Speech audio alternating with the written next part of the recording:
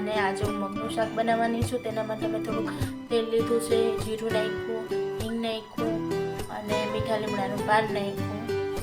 હવે આ મીઠા લીમડાનું પાન થઈ જાય એટલે મેં મિક્સી જારમાં ટામેટાં, આદુ, મરચાં, લસણનું પેસ્ટ બનાવ્યું હતું. એ પેસ્ટ આપણે ઉમેરી દેવું આમાં અને આને બરાબર આપણે સતત ચલાવતું રહેવાનું. અને ટામેટાં આપણા ચડી જાય વહેલા તેના માટે આપણે આમાં થોડુંક મીઠું ઉમેરી દેવાનું. મીઠું ને થોડુંક હળદર, કે મેં લીલા મરચાં નાખ્યા છે એટલે લાલ મરચાં નાખવાની તમારે જરૂર નથી. જો તમે વધારે તીખું ખાતા હોય તો લાલ મરચું તમારે નાખવાનું, અથવા તમે નહીં નાખો તો બી ચાલશે. એટલે આમાં થોડુંક હળદર નાખી દીધું અને બરાબર ચલાવીને આમાંથી તેલ છૂટું ન પડી જાય ત્યાં સુધી આપણે આને ચલાવતું રહેવાનું.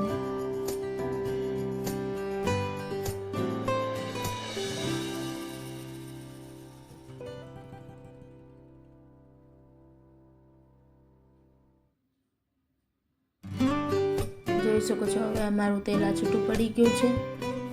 તેલ બરાબર એમાંથી છૂટું પડી ગયું. હવે આમાં હું દહીં ઉમેરીશ. દહીં છે ને થોડું ખાટું નહીં લેવાનું આમાં, કેમ કે ટામેટા ઓલરેડી આપણા ખાટા હોય એટલે આમાં દહીં ખાટું નહીં લેવાનું, મોડું લેવાનું આમાં દહીં.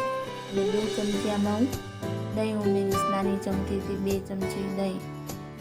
અને દહીં નાખીને આપણે બરાબર આને ચલાવતું રહેવાનું, કેમ કે દહીં આપણે મૂકી રાખીએ ને દહીં ફાટી જાય એમાં, એટલે આપણે બરાબર ચલાવતું રહેવાનું સ્પીડમાં.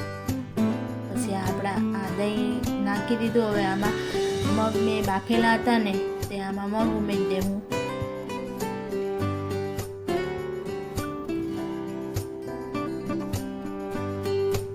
મગ નાખી દીધા અને આને બરાબર આપણે ઉકાળી લેવાનું. મગને આપણા મગ ઉકળી ગયા પછી આમાં દાણા નાખી દઈશ. આપણે મગનું શાક તૈયાર થઈ ગયું. તમને કેવું લાગ્યું આ મગનું શાક મારું? જો તમને આ વિડીયો ગમ્યો હોય તો એક લાઈક કરજો, સબસ્ક્રાઈબ કરી દેજો ચેનલને અને કમેન્ટ કરવાનું ભૂલતા નહીં કે તમને મારો વિડીયો કેવો લાગે છે. બાય, જય માતાજી, જય શ્રી કૃષ્ણ બધાને.